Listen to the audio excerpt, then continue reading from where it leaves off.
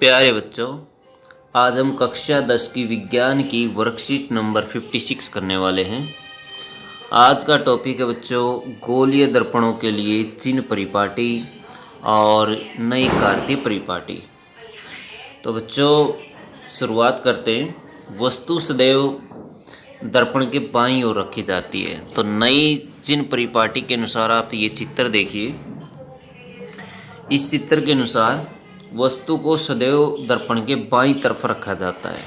तो वस्तु हमेशा इस तरफ रखी जाती है। ये बाईं साइड है और ये वाली दाईं साइड है।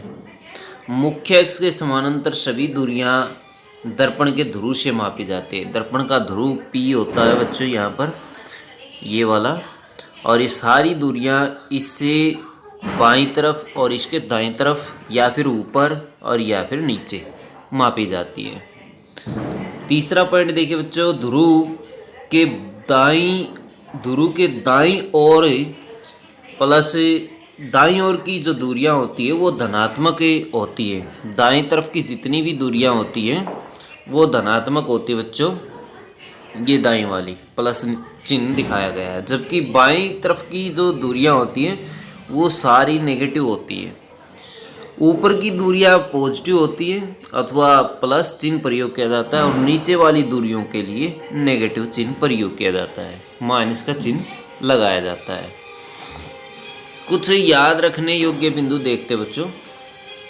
याद रखने योग्य बिंदु, दर्पण से वस्तु की दूरी u सदैव ऋणात्मक होती है। ये हमेशा ही ऋणात्मक होती है क्योंकि वस्तु को हम बाईं तरफ रखते हैं दर्पण के। ये मान ले दर्पण है तो दर्पण के हमेशा इस तरफ बाईं तरफ वस्तु को रखा जाएगा और ये वाली जो दूरी होगी u दूरी होगी ये हमेशा ही नेगेटिव ली जाएगी। अवतल दर्पण की फोकस दूरी f सदा ऋणात्मक होती है। अवतल दर्पण के केस में हमेशा f अथवा फोकस दूरी जो है वो ऋणात्मक ली जाती है। उत्तल दर्पण की फोकस दूरी सदैव धनात्मक होती है। ये दोनों चीज़ें याद रखें। फोकस दूरी अवतल के केस में ऋणात्मक होती है जबकि उत्तल के केस में धनात्मक होती है। अब बच्चों देखते हैं गोलीय दर्पण का आवर्धन। गोलीय दर्पण का आवर्धन प्रतिबिंब की ऊंचाई और बिंब की ऊंचाई का अनुपात होता है। प्रतिबिंब की ऊंचाई और बिंब की ऊंचाई से इसे प्रदर्शित करते हैं। आवर्धन m द्वारा प्रदर्शित किया जाता है, जो इन्होंने नहीं दिखाया। तो बच्चों m के द्वारा इसे दिखाया जाता है। m बराबर प्रतिबिंब की ऊंचाई बटे बिंब की ऊंचाई, ऐसे इसको शो किया जाता है। तो ये इसे दिखाया जाता है। कुछ महत्वपूर्ण बिंदु, यदि m का मान, यहाँ m आएगा, m का मान ऋणात्मक तो प्रतिबिंब वास्तविक उल्टा होगा। यदि m का मान धनात्मक है तो प्रतिबिंब आभासी सीधा होगा। यदि m बराबर 1 है तो प्रतिबिंब की ऊंचाई बराबर बिंब की ऊंचाई होगी।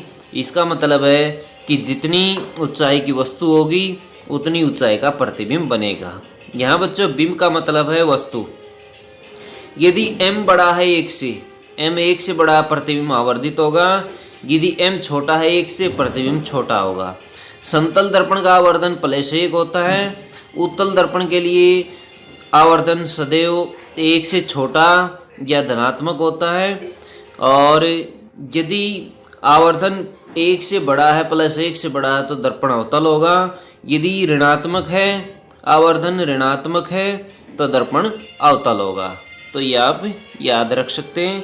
कुछ महत्वपूर्ण बिंदु हैं न्यूमेरिकल से जुड़े हुए, इनके आधार पर हम इस सूत्र का प्रयोग करके न्यूमेरिकल हल करेंगे।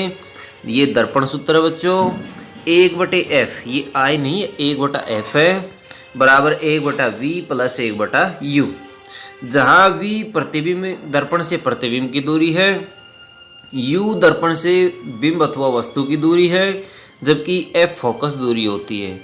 तो बच्चों आपको इन चीज़ों के बारे में पता ही है।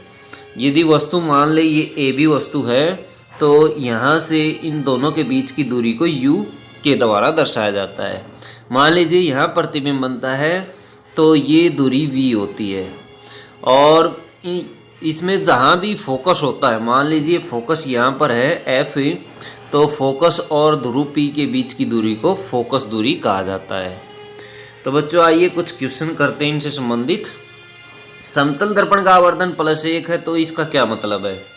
समतल दर्पण का आवर्धन 1 होता है, इसका मतलब होता है प्रतिबिंब की ऊंचाई बराबर बिंब की ऊंचाई अथवा वस्तु की ऊंचाई, दोनों बराबर होती है।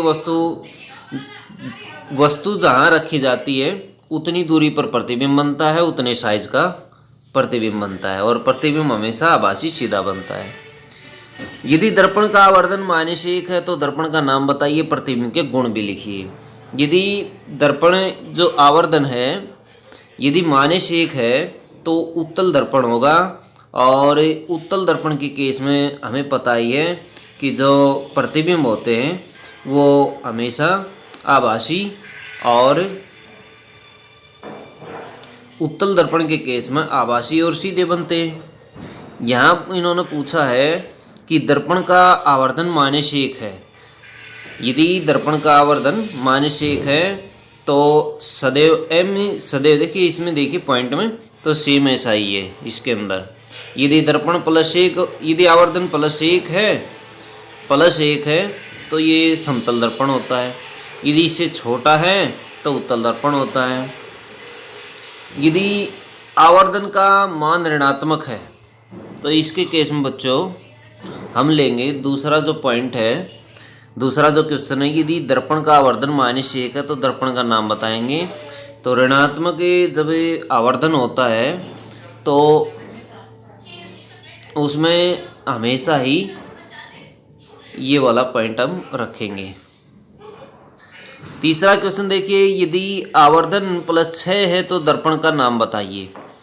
+6 हमें पता ही है, जब आवर्धन धनात्मक होता है तो प्रतिबिंब जो है आवर्धन धनात्मक होता है, प्रतिबिंब आभासी और सीधा बनता है, और ऐसे केस में जो है बच्चों दर्पण जो प्रयोग किया जाता है वो उत्तल दर्पण प्रयोग किया जाता है। वस्तु की किसी भी स्थिति के लिए यदि आवर्धन सदैव 1 से छोटा है तो दर्पण का नाम लिखें। यदि आवर्धन 1 से छोटा है तो उत्तल दर्पण होगा। यदि ये देखिए V और U ले सकते हैं हम, इनको इन्होंने दिया नहीं है, और इसको हमें H1 H2 भी ले सकते हैं। प्रतिबिंब की ऊंचाई और वस्तु की ऊंचाई दी गई है, मान लीजिए V और U दी गई है, या फिर इनको H1 H2 भी आप ले सकते हैं। और आवर्धन निकालने का फॉर्मूला है प्रतिबिंब की ऊंचाई और डिवाइड बाई, मान लीजिए ये 10 है और ये 5 है, मान इसका 5 है, हम इससे डिवाइड करेंगे इससे तो ये हमें मिलेगा -2 हो। तो आवर्धन ज्ञात करो, आवर्धन -2 होगा, और प्रतिबिंब के गुण लिखो। यदि ये -2 है तो प्रतिबिंब में कैसा होगा, नेगेटिव में कैसा होता है, ऋणात्मक है m का मान, तो प्रतिबिंब वास्तविक उल्टा होता है।